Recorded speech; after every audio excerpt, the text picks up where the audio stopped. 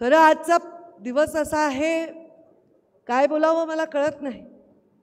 ज्या दिवशी मुंडे साहेबांचं निधन झालं त्या धक्क्यातून कशी त्या म्हणजे धुक्यामध्ये वावरल्यासारखे आम्ही कितीतरी दिवस वावरलो.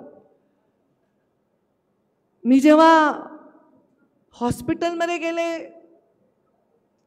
त्या सगळ्या दिल्लीमध्ये मला कोणीच ओळखीचं वाटत नव्हतं. तेव्हा मुंडे साहेबांच्या मृतदेहापाशी देवेंद्रजी उभे होते आणि तो एकच चेहरा मला वाटलं की अरे मी देवेंद्रजी म्हणून तिथे खूप जोरात टाहो फोडला.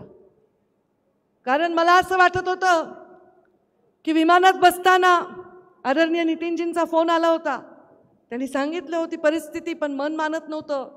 मला वाटत होतं एवढ्या लाखो लोकांच्या प्रार्थना माझे बाबा नाकारणार नाहीत. ते मास लीडर आहेत, ते लोकांची कधीच नाही म्हणत नाहीत, ते लोकांची याचना कधीच नाकारणार नाहीत.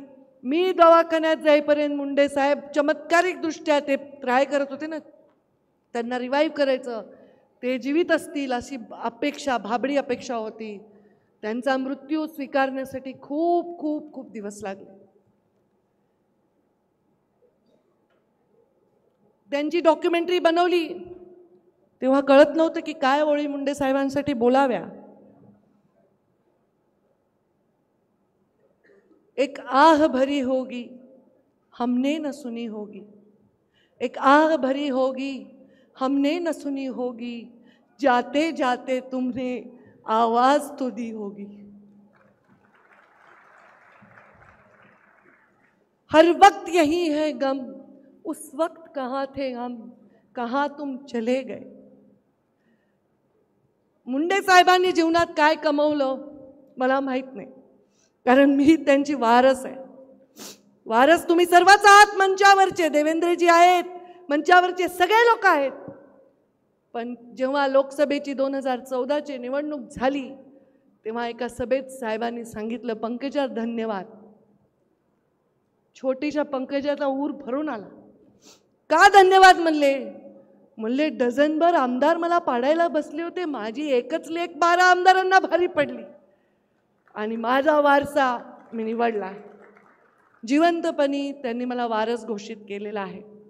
आणि हे वारस जमीन जायदाद पद प्रतिष्ठा याच्याही पलीकडचं आहे. मी गेल्या 5 वर्षात कुठल्याही पदावर नव्हते तेव्हा अनुभवलेला आहे. माझे वडील हे माझे गुरु होते. त्यांनी मला काय करायचंय कधीच शिकवलं नाही, पण काय नाही करायचंय हे जरूर शिकवलं होतं.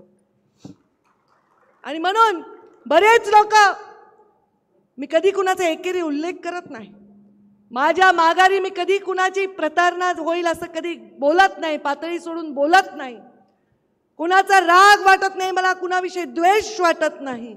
मला तो किती मोठं आहे की माझ्या वडिलांना जाऊन आज 11 वर्ष झाले त्यांचा पूर्णाकृती पुतळा उभारतोय आणि त्यावेळी स्वतः देवेंद्रजी मुख्यमंत्री आणि मी मंत्री म्हणून इथे हजर आहे. काय मागू देवाला, झोळी कमी पडेल इतकं प्रेम लोकांनी दिलं.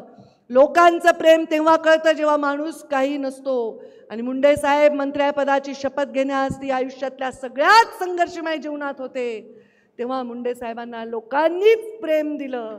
मुंडे साहेबांच्या जाण्यानंतर एका मुसलमान माणसाला हार्ट अटॅक आला बातमी ऐकून आणि तो जागच्या जागी दगावला. हे प्रेम आहे. असंख्य तरुण आत्महत्या करत होते, वेडे झाले होते.